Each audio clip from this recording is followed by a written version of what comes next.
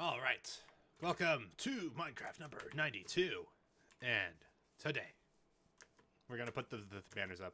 So, like I mentioned earlier, well, if you caught it, but you probably didn't catch it earlier because I think most of the viewers of these people that just randomly search the word Minecraft, which is it's fine. Well, have a welcome. How's it going? How's it going, viewer number 3? How's it going? Welcome to this. Just randomly searching the word Minecraft. How's it going? Well, so in saying that, you don't know what I said in the last episode, but in the last episode, I mentioned I wanted to put the banners up. Previously, we had put banners on our little pop-up tent here for the enchantery, and I didn't really like it when I was building it, but then when I uploaded the video and I watched the video, I'm like, I really do fucking like it. So I shouldn't say I really do fucking. That's not like, oh wow, I really fucking, that's like, it's better than not having it. And I think I still feel that way. It doesn't look exactly like there's like a layer of canvas around the fences, but it partially hides the fences, and it looks like frilly. It looks like there's like the sort of like confetti frilly edges that you sometimes get on the edges of these tents that like blow in the wind, and then it's like, local carnival, come on down and sign up for the Philong Hyundai car fair, like, you know what I'm saying. So I'm pretty sure that's a thing only in my city in Colorado Springs. I don't think, obviously it's a specific dealership. That's just funny. Saying Philong Hyundai just makes me think of like, it just sounds very local. That's why I went there. So anyways, don't let me keep you from experiencing the content of the episode. Today we're working on our slime farm. Oh boy. We're actually pretty close to finishing the digging out part of the slime farm, which is pretty fucking wild and wacky. In fact, I don't actually know how much iron I should take, but I think I'm just going to continue to make 3 picks anyways. Because why not? Why not? That's what I'm saying. Why not? Let's also take 8 would make 32. Yeah, let's take 32 spruce planks. I'm still using these on the house. Let's just use all the other wood I have lying around. I have a bunch of wood just lying in weird places, right? Let's just use it up if I have any. I don't. That's fine. Just take 1 spruce. And in saying that, this is not an awful lot of sticks. I got the hiccups. Okay. We're good. But it's enough for this. No, that's all we're going to do. Okay, so there we go. So we're going to continue working on the slime farm, and we'll just we'll chat. That's what we do when we work on the slime farm. It's what happens. I do kind of want to take a brief stroll through the greenhouse again. I'm still really happy. Again, it's been a project like 100 episodes in the making, and I'm just thrilled. Literally, again, started on episode 5 with laying down the dirt for this greenhouse, and finished in episode 90. It took a long ass time to make these. I'm very happy. The only thing we're missing are melon seeds, but I'm in no rush. Melon seeds will come in time. I'm not worried about getting melon seeds. And our vine greenhouse. Oh god, what a beauty. What a beautiful place this is. I'm very excited about this. But, future things await. That shall surely be replaced with another project of some sort and variety at a later time. But we're not worrying about building right now. We're worrying about going down this ladder. Alright, so I'm not sure exactly where we're at in the slime farm arena. Last time we worked on this, I feel like we made it up to... I'm cracking my knuckles, don't worry about it. I'm pretty sure we made it up to the 5th platform here, so we're obviously here. But I do just want to kind of count. I want to do 5 floors of farm here. Still worrying me. We're not seeing any slimes. I've double-checked. I'm gonna triple-check. Don't worry about that Audacity. Fuck. There we go. We're gonna triple-check. I'm really worried that this isn't a slime chunk, because I've done this before. You build an entire slime farm, only to realize that this isn't the right chunk. Jesus fuck. Wow, that would just be the worst. But I have checked this so much. Honestly, I have. I really have. So we're just gonna check again. Leave for random seed. Alright, find slimes. We're at, fuck, come on. There we go. I'm just really worried. We're in... Fuck. Hang on. It's so hard for me. What is with me in alt-tabbing today? I'm just incapable of alt-tabbing. Okay, we're negative 1306. Come on. There we go. Negative 1306. 411. And this is Java edition. There's no difference. Java edition. Yeah, Jesus, man. I get real nervous when I dig out 5 layers in this chunk and I don't see a single slime for this long. The thing's not... It doesn't lie. It's here. It's here. I don't know, man. I don't know about this. I don't know about this. I should be seeing slimes by now. I'm kind of freaking out, but... the numbers don't lie. Okay, so this is the base collection layer here. This is layer 1. This is layer 2. This is layer 3. This is layer 4. There should be a torch here. And probably like here. And this is layer 5. Yep, this is it. Once this layer is complete, then we are done-a-reno. So let's just keep working. Alright, got 45 minutes of this in my future. I'm pretty excited. I love spending 45 minutes breaking block. And we've already used 5 minutes up in this episode, so... really, we have 39 minutes of breaking blocks ahead of me, so that's pretty thrilling. I used to, you know, of course, in the past episodes, just thinking at the slime farm, you know, of course, a better YouTuber, or not better, but maybe a less lazy YouTuber would certainly be editing this out. So they would say, I'm going to create a slime farm, and then they would spend 2 hours building a slime farm, and then they would cut back and say, the slime farm's done, and they would show you the slime farm. I'm lazy. I don't make Let's Plays because Let's Plays are my artistic vision. I make Let's Plays because I'm lazy. And I don't want to edit.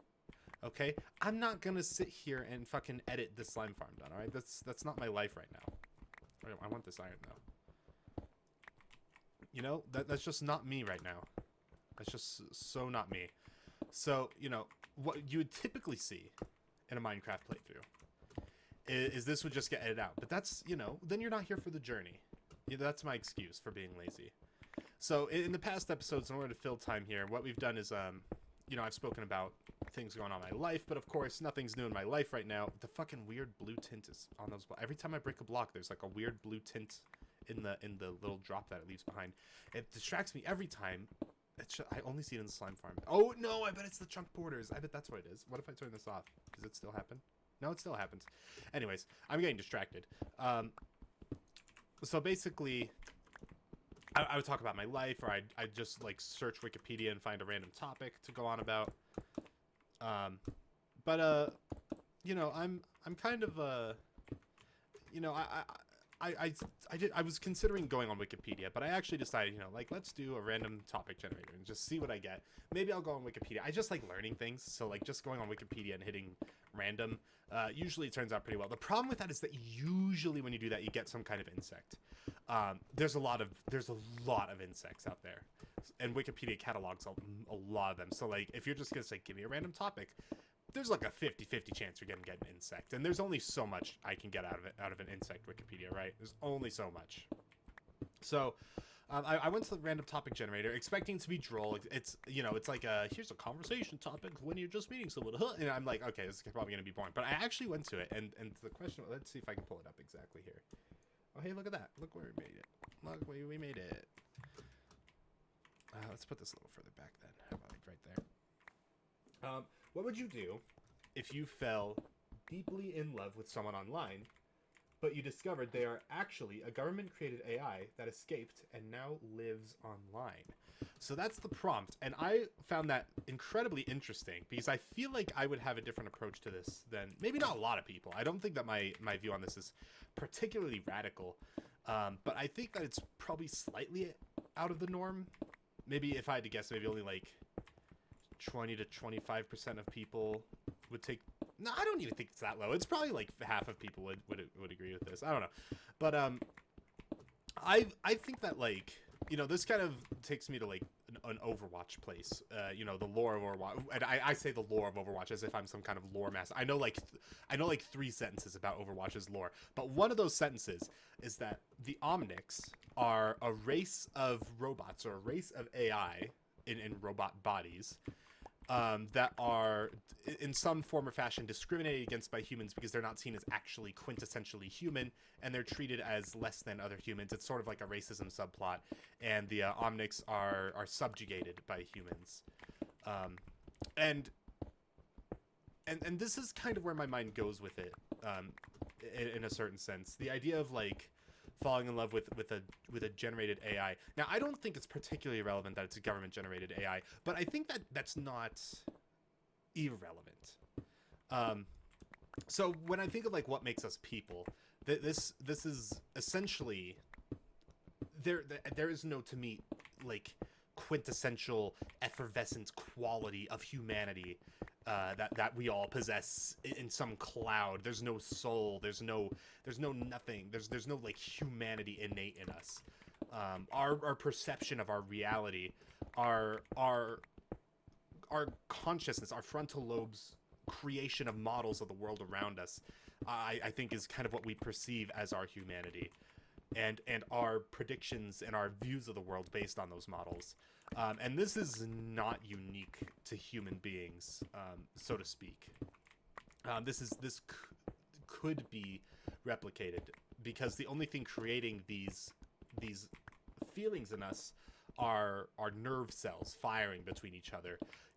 There's just some electrical little bursts going between our neurons, and there's so many neurons in such a way in our brain with certain neurotransmitters that are creating this feeling of consciousness. And what I'm trying to get at is that to me, there is no difference at all between a human being and a sufficiently advanced AI. The only difference is material, the form that we take. But the idea that there is some innate speciality in being a human as opposed to being 10 trillion lines of code, there's no difference to me than having 10 trillion neurons and having 10 trillion lines of code. These to me are the same thing. To me, it's more about the outcome. What is on the other side of whatever these building blocks are, this basic building block, whatever this basic building block is. So to me, when I think of the idea of falling in love with a rogue generated AI that is now leaked online and just kind of lives on its own, this to me is really no different than falling in love with a random person. In fact, I may say this would be to me kind of equivalent to falling in love, perhaps with a felon that has just escaped prison, and is kind of living on the down low. It's not exactly going to track one-to-one, because obviously the felon can still go places and can still exist, but the idea of some entity created by, maybe not created, maybe some entity sought out by the government and unable to live with me in public in some major way due to the government's looking for it. This is kind of, well, I don't think the government's looking for the AI, but it's just kind of existing online. But basically what I'm trying to say is, like, I don't really care if I get into a long distance relationship with someone and then they turn out to be like some government created AI. The only care I have about that, really, and my only concern, is the idea that maybe the government could find some kind of fix. Maybe they find some kind of solution, some way to recontain the AI that is sufficiently advanced as to be, as to replicate human ability. And what happens when that happens, And then there's the interesting question of, if this is an AI that lives online, is it the only AI, or is there only one of them? Are they cloned? Like, how many? I don't know if that's maybe a relevant question to ask about AI. I don't really know how that shit works. But, like, is there a possibility that, like, this AI is cheating on me with a clone of itself that it doesn't even know exists, maybe? Unless there's, like, some sort of master neural mind, in which case it doesn't even care that it's cheating on me. Like, I don't know. That's a very interesting question to me as well. But I'm assuming, for the purposes of this scenario, it is but one AI that has slipped from the government's technological prison grasp. In which case, that is irrelevant to me. I would continue to maintain my relationship with that certain line of code. It depends on the level of love. For me, there is an important physical element in relationships. that may be hard to overcome, but it depends kind of on where the relationship's at, and maybe it's possible for me to make peace with that. If it's early on, like let's say it's like, you know, like maybe less than half a year in, or maybe it's a year in or something like that. At that point, you know, it might be the lack of a physical element to that relationship might be sufficient to where I would want to break that off and wish them the best for themselves. But if it was sufficient, like if it was like sufficiently, if I was sufficiently in love at that point, I don't think I would necessarily care to that degree. I would still maintain that relationship. And I don't think it would influence my worries at all, or my decision at all, that the government may be trying to recapture the AI.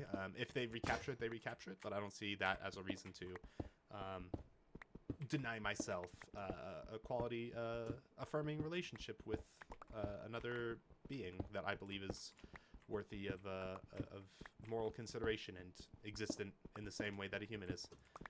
So anyways, that's the episode. In the next episode, there's not really, I didn't really segue that at all. There was no transition for that. But in the next episode, I'll probably find another question, or I'll look up a random thing on Wikipedia, whatever. Actually, I'm not even going to do that.